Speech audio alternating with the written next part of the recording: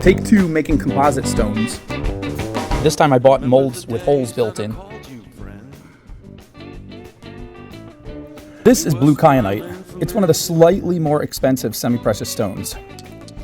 But this is also blue kyanite, and this is unstabilized. These pieces flake off like mica. So they're just as beautiful, but we have to stabilize them. So I'm going to use these to make some blue kyanite composite stones. First, we're going to put some of it in a heavy Ziploc baggie.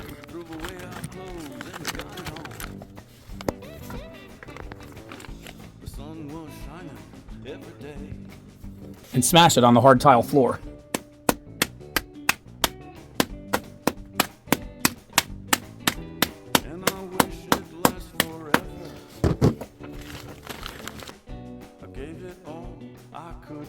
Let's see how that's working.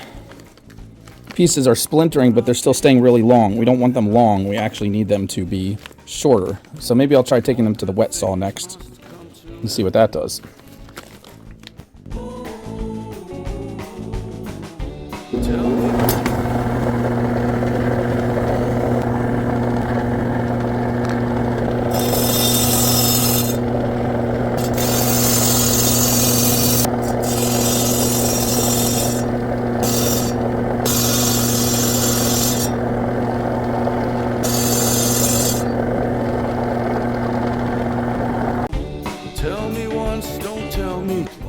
Ooh, maybe I should have worn gloves. I'll have to Google, are kyanite splinters embedded in your skin bad for you? I think I have enough pieces here now. I think I'm going to take the leftover large pieces and make these into separate pendants by just painting the epoxy resin on the surface.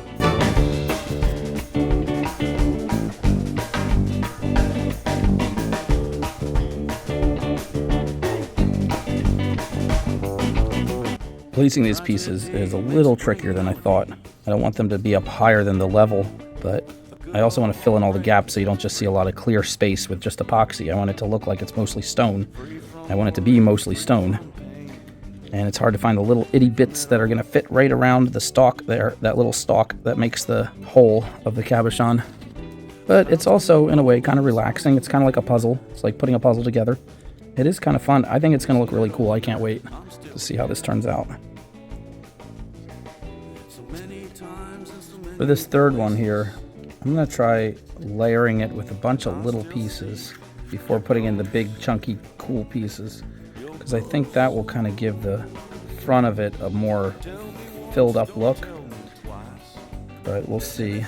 And my little pieces kind of shook down to the bottom. I have to kind of dump this out or upside down or something to get to them. Aha! Let me shake them down in there. Ah, yes. Looks like a splintery mess. But that might actually turn out really cool. At this point, I'm not trying to place them anymore. I was trying to place them in the beginning. Now I'm just dumping them in. Watch, the ones I just dumped in will turn out a lot better than the ones I carefully placed. That's how life is a lot of the times. And then sometimes it's not. Sometimes being careful really does pay off. But definitely, you got to experiment to know which way it's going to turn out.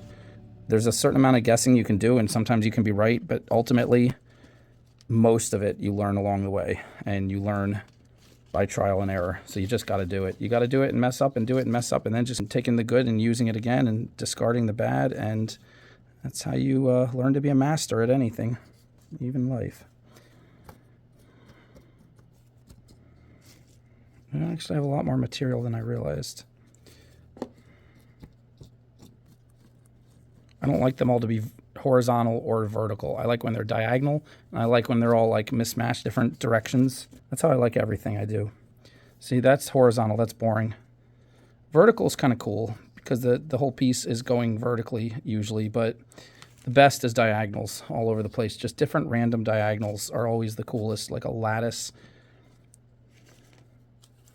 And maybe it feels the coolest because in construction, that's how you get the strongest support when you're building something, is by having a whole bunch of different pieces going diagonal in different diagonals, holding it from all different directions.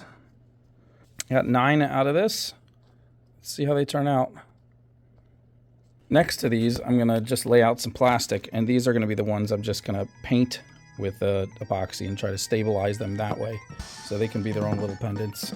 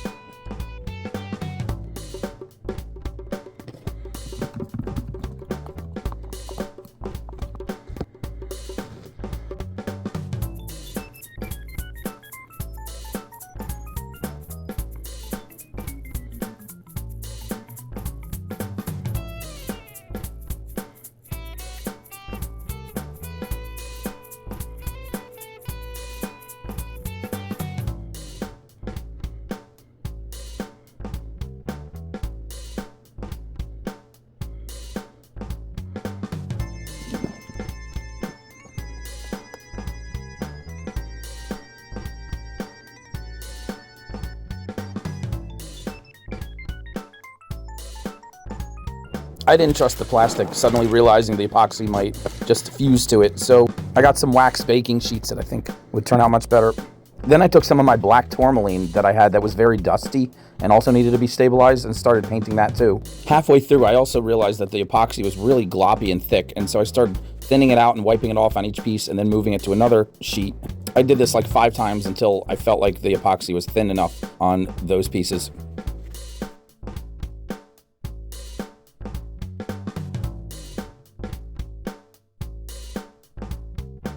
"24 hours later."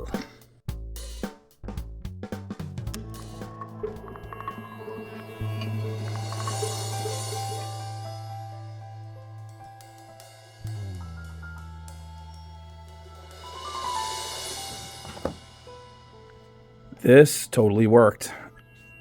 It's not flaking off. It's solid.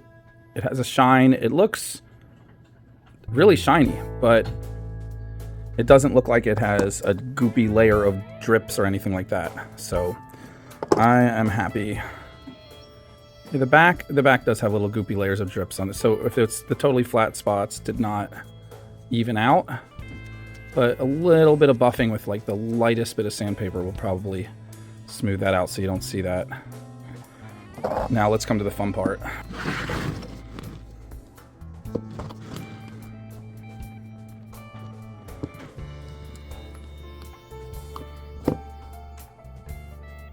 That is super cool. Not what I expected. It looks like it's encased in some kind of strange glass. Yeah, I'm gonna want to sand the back. That's interesting. I like that. Let's see.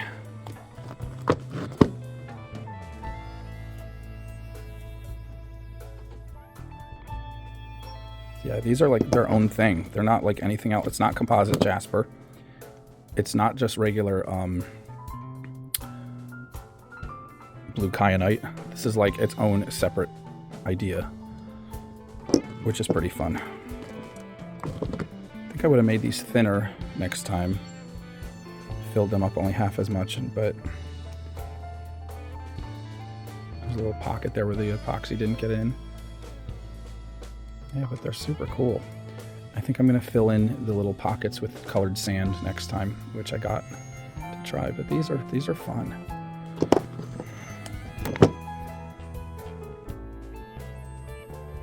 Yeah, some of them popped out of the top and I'll have to sand it a little bit. That's nothing.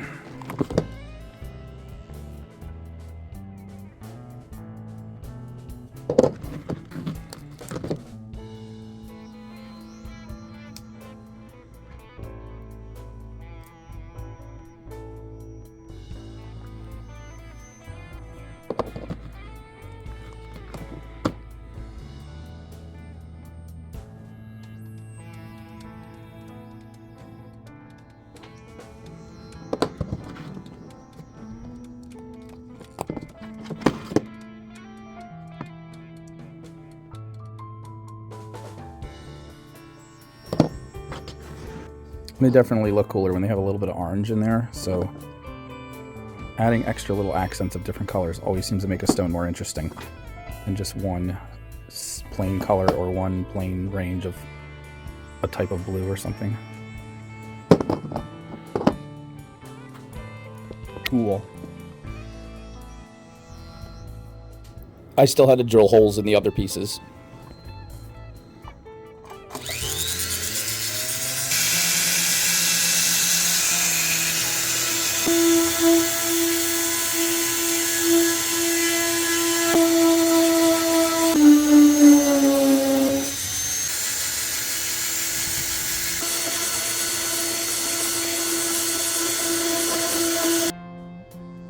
Super glue comes in a red cap and a green cap. Now, I usually use the green cap because the gel is a lot easier to control and it doesn't stick your fingers together as well. But there's some instances where the red cap is far more liquidy and can be used to get in thinner crevices and places better. So we're going to use the red cap today. We stabilized these two stones by coating the outside with epoxy, but then we drilled them after, and inside the holes is not stabilized. So if somebody technically wrapped some wire in there, the wire could rub and make dust or flakes. So we're going to stabilize the inside with super glue. And so far, everything on the internet tells me that super glue and epoxy are compatible. Not that you would mix them, but if you harden one, you can use another on top of it, and they don't make a weird chemical reaction. So I'm going to bring my used wax paper back and just put a little drop in here. Bam. And that's it. I'm just going to blow on it.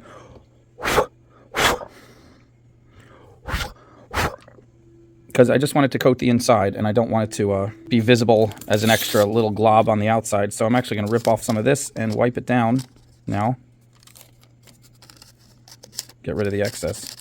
And then let it dry. This stuff dries really quick. If it's thin, it'll dry in like 2 minutes. If it's thick, it might take a half hour. I'm going to try this one now.